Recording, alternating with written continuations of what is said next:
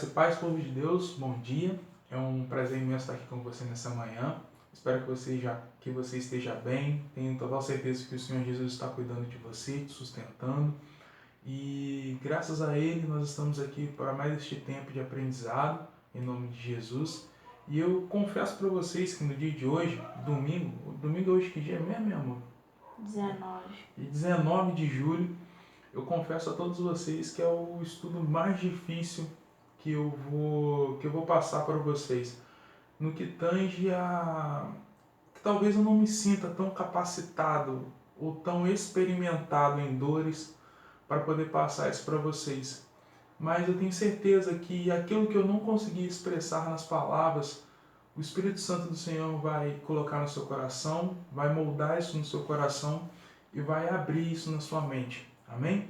Eu convido você a abrir a sua Bíblia lá em Lucas, capítulo 1, versículo 6. Hoje nós vamos falar sobre Zacarias e Isabel, esse casal extremamente abençoado e inspirador, que são os pais de João Batista.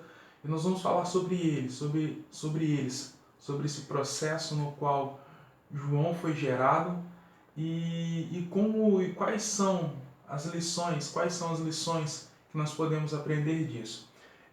Eu convido você a fazer a leitura aí na sua casa. Você pode pausar o vídeo e depois dar o play de novo. Ler Lucas capítulo 1, do versículo 1 ao versículo 25. Aqui, para esse momento, nós iremos nos ater na leitura agora, nos versículos 5 e 6, amém? Lucas capítulo 1, nos versículos 5 e 6, que diz assim a palavra do Senhor. Na época de Herodes, rei da Judéia, havia um certo sacerdote chamado Zacarias, que fazia parte do grupo sacerdotal de Abias, e Isabel, sua esposa, também era uma das descendentes de Arão. Os dois andavam em justiça aos olhos de Deus e obedeciam de forma irrepreensível a todos os mandamentos e doutrinas do Senhor. Começamos nesse ponto, meus irmãos. Um casal que servia, que conhecia o Senhor. No entanto, Isabel era estéril, né? O casal já era avançado em dias. Zacarias servia no templo, fazia parte do grupo do sacerdote Abias e ele trabalhava na escala do templo, né? Mas Isabel era estéril.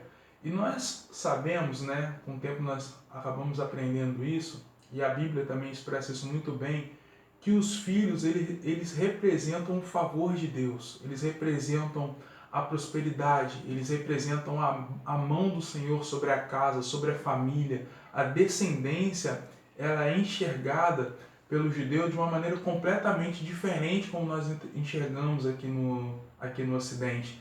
Eles enxergam os filhos como uma extensão da sua própria vida, de geração em geração. Então eles compreendem de uma forma totalmente a forma como o patriarca ele é abençoado, ele compreende que a sua família inteira é abençoada, as suas gerações são abençoadas. Então Isabel não ter um filho, Zacarias não ser pai, Isabel não ser mãe, para eles era um motivo de grande tristeza. E, em certa medida, o texto até expressa, Isabel ela vê isso como uma humilhação diante da sociedade, ela não ter filhos. E a primeira pergunta que fica aqui na cabeça da gente, como um casal que os dois andavam em justiça aos olhos de Deus e obedeciam de forma irrepreensível a todos os mandamentos e doutrinas do Senhor, e eles terem, entre aspas, essa sentença sobre a casa deles, sobre a família deles, de serem um casal infértil, né? Nesse caso, a gente fica até um pouco triste, a gente sente isso um pouco também, porque isso, em certa medida, recaía sobre os ombros de Isabel, que recebia, no caso, como uma mulher que era estéril. Então, para ela eu tenho total certeza que também era uma dor imensa. Uma dor imensa do casal, mas eu tenho certeza que no coração dela isso devia doer muito. E a pergunta que fica é, por que um casal que era irrepreensível diante do Senhor, logo eles eram irrepreensíveis diante de Deus, com toda certeza também eram irrepreensíveis diante da sociedade? E eles não tinham a bênção do Senhor, um filho dado pelo Senhor. Eu até falei no começo desse estudo que talvez seria um pouco difícil falar sobre esse estudo hoje. Eu acredito que existem pessoas mais experimentadas em dores do que eu para poder expressar, mas eu tenho certeza que o Senhor Deus sabe de todas as coisas. E no decorrer desse texto, fala quando Gabriel chega para Zacarias, quando ele foi escalado, quando ele foi sorteado entre os outros sacerdotes para poder queimar o incenso no templo. E nesse processo, Gabriel aparece para ele e conta para ele que ele vai ser pai, conta para ele que Isabel vai ser mãe, conta o que o Senhor já tinha planejado no coração dele, de como João seria enxergado por Deus. E Zacarias, como primeira resposta dele, eu convido você ali lá no versículo 17, no versículo 18 do capítulo 1 de Lucas, Lucas capítulo 1, versículo 17 e 18, que diz assim. Eu vou até fazer um pouquinho diferente. Eu vou ler do 15, 16, 17 e 18, que diz assim. Pois ele será grande aos olhos do Senhor. Jamais beberá vinho, nem qualquer outra bebida fermentada, e será pleno do Espírito Santo desde antes do seu nascimento. Olha como João seria. E conduzirá muitos filhos de Israel à conversão ao Senhor seu Deus. Ele avançará na presença do Senhor, no mesmo espírito e poder de Elias, tinha referência, com o propósito de fazer voltar o coração dos pais a seus filhos, e os desobedientes à sabedoria dos justos, deixando um povo preparado para o Senhor. Primeira coisa, meus irmãos, os planos de Deus, eles são insondáveis, são perfeitos, eles são bem arquitetados, eles são estruturados pelo Criador dos céus e da terra. Então não tem como os planos de Deus serem frustrados, adiados, remediados, colocados em stand-by, porque Deus é soberano. Deus está acima de todas as coisas. A sua vontade é lei. As leis da física, elas foram estabelecidas pela sua vontade, não aconteceram ao acaso. Ele as estabeleceu na criação do mundo, em tudo que ele fez, né? Como nós sabemos, não caiu uma folha de uma árvore sem a permissão dele. Então a primeira coisa, que independente de Zacarias e Isabel, a vontade do Senhor seria realizada, porque ele já tinha um plano perfeito na vida de João e na vida de Zacarias e Isabel para cuidar dele e prepará-lo para o que o Senhor já tinha arquitetado. Mas agora nós vamos entrar no versículo 18, que é a resposta de Zacarias a Gabriel e a resposta do que Deus havia preparado para ambos, que diz assim, Então Zacarias indagou do anjo: Como poderei certificar-me disso? Pois já sou idoso e minha esposa igualmente de idade avançada. Eu acho engraçado uma coisa aqui, que Zacarias ele não pensou em momento algum que Isabel era estéril. A preocupação dele era com o tempo. E aqui eu quero abrir um parêntese para vocês, meus irmãos. Todos nós, todas as pessoas do mundo, elas possuem um sério problema com a contagem do tempo. Porque nós planejamos a nossa vida de acordo com o que nós vamos fazer amanhã, com o que nós vamos fazer daqui a uma hora. Algumas pessoas conseguem fazer planejamentos a longo prazo, planejamentos para daqui a 5 anos, planejamentos a curto prazo para daqui a 1 ano, ou planejamentos até mesmo relacionados a 10 anos. Nós calculamos as coisas num espaço e tempo muito específico. No entanto, o tempo para Deus é um detalhe, porque Deus enxerga todas as coisas do princípio ao fim. De uma ponta a outra da eternidade Deus está. Ele consegue ver todas as coisas, ele não precisa puxar um arquivo para ele poder ver o que aconteceu em 1986. Ele não precisa puxar um arquivo para ele poder ver o que vai acontecer em 2052. Ele está vendo todas as coisas de uma maneira plana e perfeita. Ele vê tudo como se estivesse acontecendo agora, nesse exato momento. Para ele não faz diferença os anos, as horas, os segundos. Para ele não faz diferença as circunstâncias relacionadas à saúde de qualquer pessoa. Para ele não faz diferença se a pessoa possui capacidade intelectual ou não. Para ele não faz diferença se a pessoa foi preparada ou não. Porque, de acordo com a soberania dele, não há nada que impeça ele realizar os seus planos. Então, o que é mais interessante aqui nesse momento é que Zacarias está preocupado se ele e Isabel terão tempo hábil para poder gerar essa criança, cuidar dessa criança e conduzi-la nos caminhos do Senhor. E aqui eu quero abrir mais um parêntese.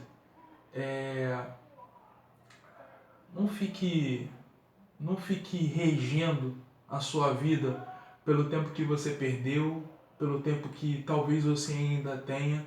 Venha reger a sua vida e o tempo que você tem de acordo com a vontade que o Eterno tem para a sua vida. Independente da circunstância que você esteja vivendo, independente da situação, o desafio que você esteja enfrentando, derrame o seu tempo aos pés do Senhor e diga: Senhor, o que o Senhor quer que eu faça com esse tempo que vai glorificar quem o Senhor é? Tenha tempo, mas tenha tempo de qualidade para os planos de Deus. Amém? E nós temos dois pontos muito importantes nessa lição. O primeiro é que situações difíceis acontecem na vida de todas as pessoas. Meus irmãos, o versículo 6 mostra que ambos possuíam uma conduta irrepreensível diante do Senhor e mesmo assim eles não deixaram de passar por essa provação de não possuir um filho. E é muito engraçado, até nessa questão do tempo, como Deus planeja todas as coisas de maneira muito perfeita. O tempo de Deus é muito bem encaixado, arquitetado e planejado. Porque João iria preparar o caminho, João iria preparar o coração das pessoas para a vinda do Messias, para que o Messias iria trazer.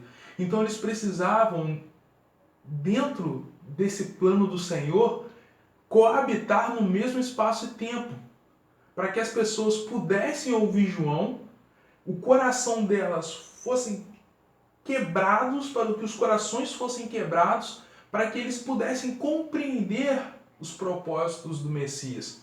Então o Senhor trabalhou de maneira assim, para a gente poder entender, como um relógio inglês, sem perder, sem nem se atrasar, sem nem se adiantar, no tempo certo.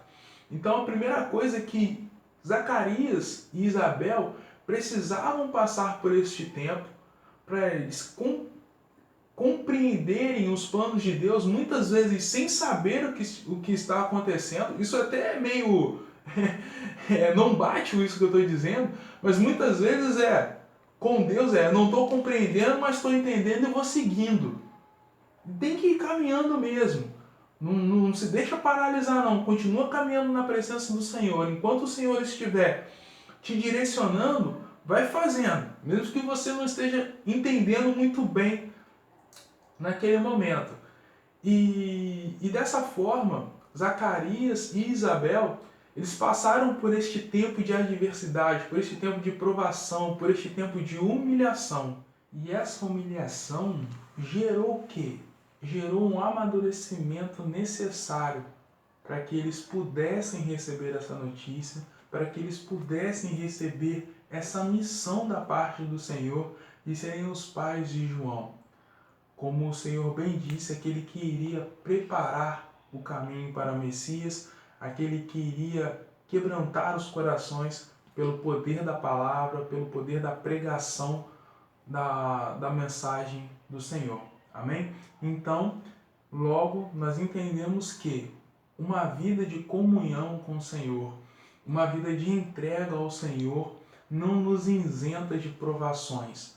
No entanto, meus irmãos, nós não devemos receber isso com medo, nós não devemos receber isso com raiva, nós não devemos receber isso com dúvida. Nós devemos receber isso com alegria, porque nas provações do Senhor, o nosso caráter é forjado segundo o caráter dele, segundo os desejos dele, concedendo a ele a glória que lhe é merecida.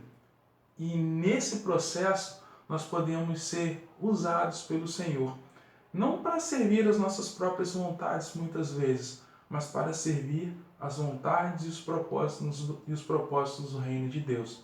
Amém? E o segundo ponto é, nós temos limites. Todos nós temos limites. E por que eu estou dizendo isso? Porque lá no versículo 18, quando Zacarias indagou, ele falou assim, como poderei certificar-me disso? Pois já sou idoso, e minha esposa igualmente de idade avançada. Zacarias, quando ele respondeu isso para o anjo, em certa medida mesmo até para o Senhor, é um momento humano de Zacarias. É um momento de, eu sou homem, né? Eu estou aqui servindo na sua casa, servindo em sua casa eu sou livre, eu sou alegre, eu tenho prazer, a minha alma, o meu corpo se alegra em estar aqui servindo ao Senhor. Mas ele passou uma vida junto com Isabel e sem ter filhos. Então naquele momento ali ele é tomado por este sentimento de humanidade, de falta de tempo, e ele indaga o Senhor. O que eu quero dizer isso, meus irmãos? Que nesse processo de provações que nós passamos na vida, tenha em mente, você não é a Mulher Maravilha, eu não sou o super-homem, todos nós temos fraquezas, todos nós temos angústias, todos nós temos dúvidas, todos nós temos momentos de falha em que os nossos pés falham, em que a nossa mente falha. Eu já até brinquei com a Raquel, que eu falei assim, amor, hoje eu ri, hoje eu chorei, hoje eu me irei. Tudo isso, gente, dentro de um espaço de 8 horas, aconteceu isso tudo comigo. De um momento eu estar extremamente irado e perdeu a mão nisso, relacionado a trabalho, e logo depois eu estar num momento de extrema contrição diante do Senhor, em que eu chorei compulsivamente diante de Deus. A Raquel viu isso, ela ficou até um pouco assustada, e depois, logo no fim da tarde, início da noite, eu estava rindo com a Raquel dentro de casa. Então nós somos humanos, nós oscilamos, os nossos sentimentos, as nossas emoções oscilam na nossa vida durante o nosso dia. No entanto, é o que nós fazemos com essas emoções? O que nós fazemos com essas oscilações?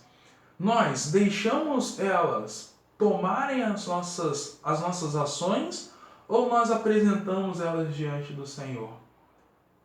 Não fique pensando que você vai estar sempre por cima da carne seca, 100% crente, porque as coisas não acontecem assim. Zacarias estava dentro do templo nesse momento, queimando incenso, e teve esse momento de indagação diante do Senhor. Então entenda e compreenda. A questão não é como você a questão é como você reage e como você apresenta isso ao Senhor. Apresente as suas dúvidas, apresente as suas oscilações de humor, apresente a sua fraqueza, a sua mazela, apresente tudo isso diante do Senhor e pergunte, Deus, de que maneira o Senhor vai me instruir a resolver e a lidar com isso para que o seu nome seja glorificado? Meus irmãos, nesse tempo de pandemia, nesse tempo de reclusão, nesse tempo de ministrações de estudos e palavra, e estudos também, eu tenho me agarrado muito à soberania de Deus. E a soberania de Deus, ela está estritamente relacionada a de que maneira as coisas acontecem na nossa vida, elas são conduzidas e elas concedem glória à eternidade. Não existe lugar para onde você deseja correr. Se você está no fundo do mar, na fossa das Marianas, o Senhor está. Se você está em Plutão, Deus está. Se você está no seu quarto, ajoelhado, chorando de maneira copiosa, sem conseguir pronunciar uma palavra sequer, ali Deus está também. Então não há lugar ou modo de viver que você se esconda da presença de Deus. E a presença de Deus é glória. E tudo que nós fazemos é para gerar glória para quem Ele é. Meus irmãos, que a tudo aquilo que eu não tenha conseguido expressar com as palavras corretas, que o Senhor possa falar no seu coração, que o Espírito Santo possa moldar na sua mente, que o Espírito Santo possa moldar no seu coração e que o Senhor venha transformar a sua vida e o seu caráter para a glória dele. As provações geram um caráter aprovado diante de Deus. Tenha fé, tenha paz, ore. Se você precisar falar e jogar para fora tudo isso que você está sentindo, é o que eu sempre digo, você não precisa caminhar sozinho. Procure aquele seu amigo que busca Deus, que conhece Deus, que se relaciona com Deus, conversa com Ele, conversa com a gente. Nós estamos aqui para servir a vocês. Amém? Que Deus abençoe essa casa, que Deus abençoe a sua vida. Um beijo do gordo e até a próxima.